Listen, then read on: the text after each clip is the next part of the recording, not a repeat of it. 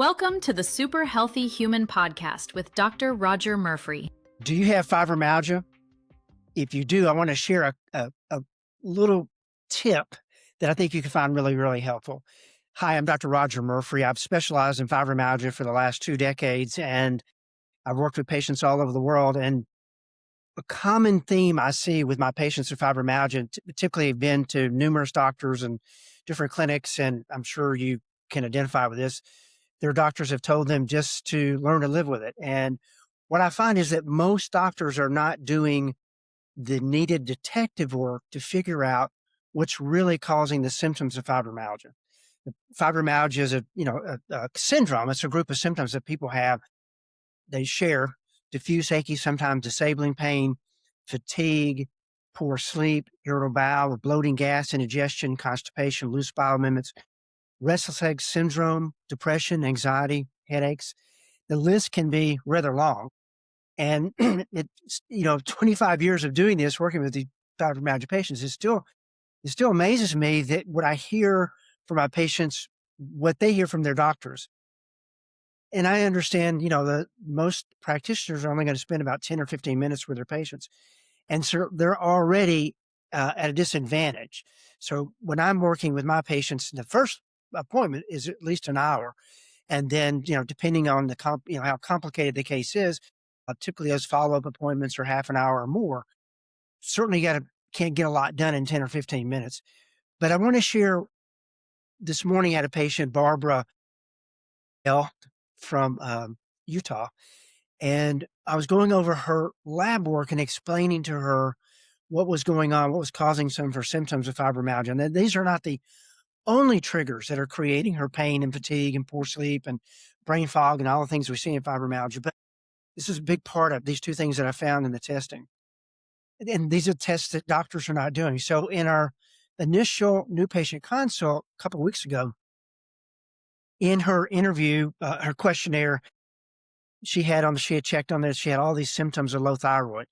And in the interview, when I was asking her about that, she shared with me that, she had fatigue, she had brain fog, she was depressed, she had elevated cholesterol, she had lost the lateral third of her eyebrow, she was losing her head hair, dry skin, brittle nails, constipated. These are all signs of low thyroid function. And yet she was taking thyroid medication. She'd been on levothyroxine, a synthetic T4 medication, for 15 years. And every 6 months, twice a year, she'd go to her doctor and he would do thyroid testing and tell her, everything's fine. I knew something had to be wrong. There's something was not right. Either she wasn't on the right dose or she was not on the right medication. In her case, it was that she was not on the right medication. Her previous labs, and I went through those, it showed that her doctor was testing for TSH and total T4, and that was it. And her TSH numbers were all normal. They were under 3.0, which is what they should be. And her T4 numbers looked fine. But what was not being done is a very thorough thyroid panel to see, was that medication she was taking actually converted from inactive T4 to active T3. So inactive T4 hormone, thyroid hormone, to active T3 thyroid hormone. But when I did the blood test, I did a thorough panel. So I checked her free and total T4 and T3, checked her TSH, checked her thyroid antibodies, TPO, TGB, and T3 uptake. And then also I did a special thyroid test, a special lab marker for thyroid called reverse T3. And her reverse T3 was elevated.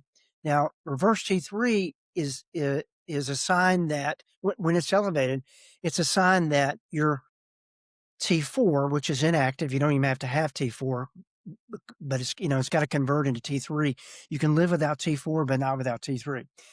She was taking a synthetic T4 medication, but it wasn't converting into the active T3. So for years, she's been taking levothyroxine, and it's not doing anything because it's being blocked. That conversion's being blocked by this elevated T3. What brings on thyroid conditions, like most conditions? Stress. The number one cause of Hashimoto's, the number one cause of thyroidism, low thyroidism, an autoimmune disease, is stress. And like a lot of patients I deal with chronic illness, and particularly with fibromyalgia, She'd been out of years of stress, and just having the illness alone is incredibly stressful, but not getting enough sleep and taking some medications that were creating some biochemical stress in her system, having to deal with doctors who, really weren't helping her. Family members didn't understand what she was going through, losing her job, losing friends, her social network, because no one really understood what was happening with her fibromyalgia. I mean, that's incredible stressful. And so it's no wonder that her thyroid was function was compromised because she was under all this stress. And anytime you're under a lot of stress, you run the risk that your reverse T3 hormone level will go up, and that will block the conversion of T4 into T3. So the treatment for that is either prescription thyroid or over the counter glandular T3. Now, in my case, I try to treat all my patients naturally using over the counter supplements, high doses, but the right doses, in combination of vitamins, minerals, amino acids, essential fatty acids, and enzymes that actually are what make the hormones. But there's a time and a place, and she certainly would improve if she were getting prescription T3 thyroid hormone replacement therapy. That would allow the T4 then to start converting. But since I try to do everything naturally and she's in another state, we'll do it naturally. So there's natural supplements and protocols that I use to turn that around, and she's going to do great. But the other thing I found is I did a 4-sample saliva cortisol DHEA test, and those are your stress coping hormones. And what I find is with fibromyalgia, not only something wrong with the thyroid is common, I'd say, 60%, sometimes, maybe 70% of my patients with fibromyalgia have something wrong with their thyroid that is compromised, not working like it should. And the other thing I see just routinely is that they have depleted their stress coping chemicals, in particular hormones, cortisol and DHEA. Those two hormones allow us to have stamina and resiliency to stress so we can handle stress.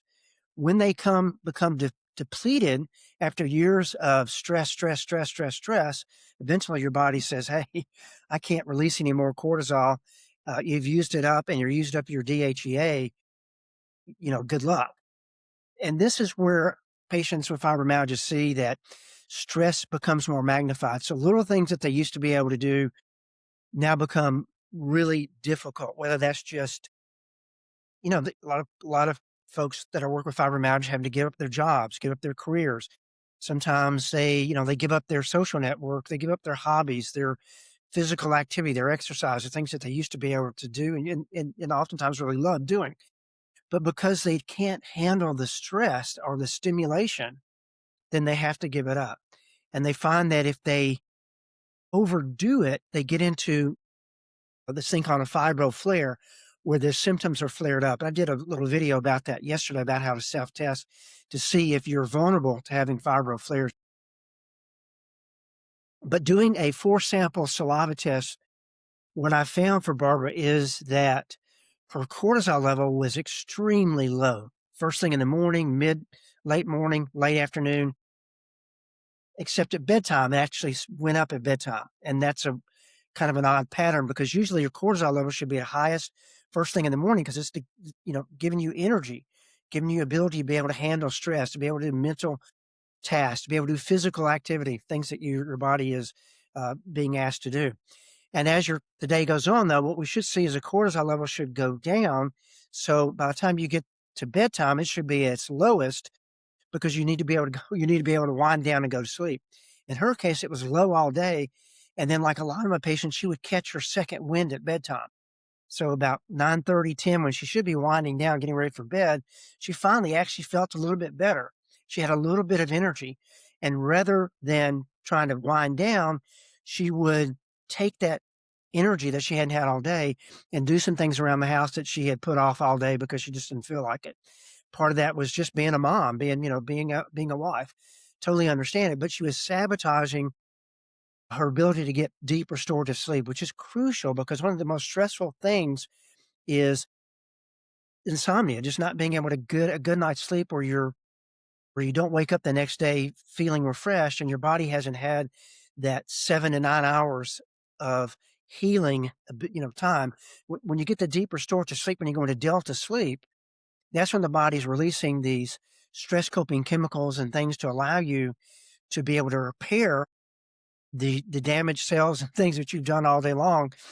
That nighttime rest is crucial for your ability the next day to be able to handle stress and for the body to be able to work at optimal levels. So she was really had two main things that no one had ever investigated. She'd been treated, like I said, for years with her thyroid, but they'd never looked at, was that medication even working? In her case, it was not. And as I shared with her today, once we get her on over-the-counter T3, she's going to feel so much better. Her metabolism's going to go up. She's going to find that she's going to be able to lose weight. She's 30 pounds overweight. And when you're overweight, that's where you carry inflammatory chemicals. So fat cells are not just sitting there. They're actually storing inflammatory chemicals and they're storing toxins and they're releasing those all day long. So by helping get her metabolism up, because that's what your thyroid does, it controls your metabolism, your cellular energy. What we'll see is she's going to have less inflammation.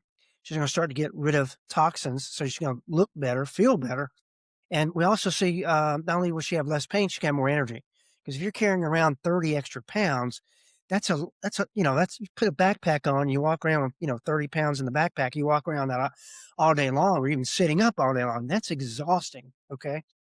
So that's going to be a big, major improvement in her symptoms, just starting to fix her thyroid. But along with that, we've got to fix her adrenal glands too, because her stress coping glands are not working and she's having fibro flares all the time. Anytime she overdoes it, just even gets under stress mentally from a bad phone call, it sets her into a flare. So we've got to fix the low cortisol and the low DHEA, which we'll do with over-the-counter supplements as well. Now, once we start to do that, we'll see that this, the curve that's like this, which should be like this, will start to turn around. We'll also be able to see that her sleep will start to improve as we do that. And that will take a lot of the stress off her body, just being able to get that good night's sleep and the body be able to repair itself. But this is a tip I just want to share with you. If you're not familiar with some of this testing, there's free resources at my website, yourfibrodoctor.com. You can poke around in there. There are health conditions articles for patients. You can see the protocols that I use. There are things about irritable bowel syndrome, leaky gut, yeast overgrowth, food allergies, a very thorough thyroid report, which is free. You can download that. There's all sorts of free resources there that can help you know what you should be asking your doctor to test you for.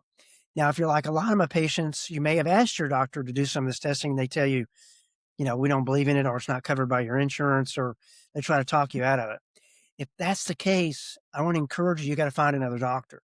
Ideally you want to find a doctor who practices like I do, functional medicine, because if you're going to a conventional doctor, they're going to treat you with drugs and drugs only. And there's a time and a place for prescription medication. But with fibromyalgia, you got so many symptoms. If you're using a drug to cover up a symptom or to suppress it, pretty soon you can be on half a dozen to a dozen drugs. And every drug has a potential side effect. So it's a dead end. And this is what the surveys show after a 15-year period, using just the common drugs we see in fibromyalgia maintenance and management, you're no better. In fact, you get worse. And I say this all the time. You can't drug your way out of fibromyalgia. Again, drugs can be helpful. Sometimes they're life-saving, and sometimes you have no choice. If you've got arrhythmia, you've got to be on medication. If you got high blood pressure, at least until you fix the underlying cause, which could be being overweight. It could be you're taking non-steroidal anti-inflammatories. It could be, there's stress, just you have a lot of stress in your life. There's different things that can bring on high blood pressure. But until you start to fix that, you're going to have to be on medication. But you don't want to be on a drug the rest of your life. You really want to be fixing the underlying causes. But if you've got a doctor who's not doing the detective work, not spending time with you, ideally you want to work with a doctor who understands that the key to your success is finding and fixing the underlying causes, not just suppressing the symptoms that are being driven by the causes. If you've got a leaky roof and every time it rains, you got water on the floor, you can keep mopping that floor up. But wouldn't it make more sense to fix the leaky roof? So the symptom is the water on the floor. That's the warning sign that something's not right. It makes sense to fix the roof, right? And then you don't have any more symptoms. And that's what functional medicine is all about. We use a lot of specialized testing because we're looking to see how well or how poorly different systems are working in the body. And we look at everything, not just one area of your body. So we're not just focused on your endocrine system or your musculoskeletal system or your immune system. We look at everything because it's all tied together. But if you're struggling, again, and your doctor's not willing to work with you, you've got to find somebody else, ideally a functional medicine practitioner, and ideally one that not only understands and believes in fibromyalgia. There's a lot of people, physicians who don't, unfortunately. You need somebody who has a track record that can show you and prove to you that they've had or she has had tremendous success over and over and over with fibromyalgia. Is typically going to be someone who specializes in fibromyalgia. Because the condition is so complex, most doctors don't really understand. They've got to think differently when they start working with fibromyalgia patients.